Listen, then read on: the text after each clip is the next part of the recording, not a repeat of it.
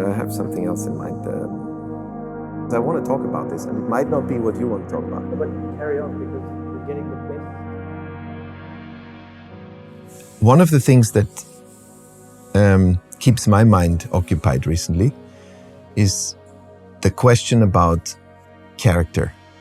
And how do you create a relationship between people and our products? And over decades, legislation and then generations of car designers have created a toolkit that makes vehicles look like or feel like creatures.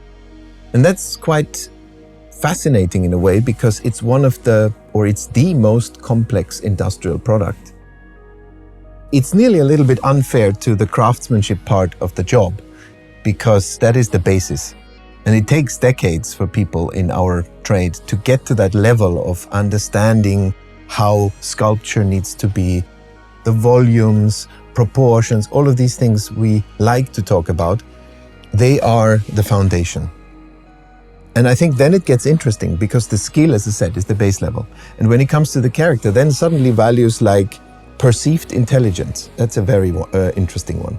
Because, okay, beauty is very subjective. The easy one is being aggressive or displaying aggression in design, because we know how a face looks when you're angry. That is easy to inject into a product.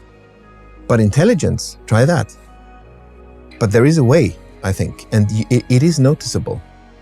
I think that intelligence is not, because it is not an emotion, it's not something that can be done in one sculptural statement. You have to combine it with added value of the product. So for example, communicating technology, having layers of discovering things.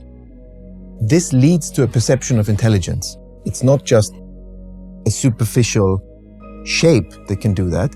It's the combination. It's such an abstract concept, and it's so tricky to talk about it.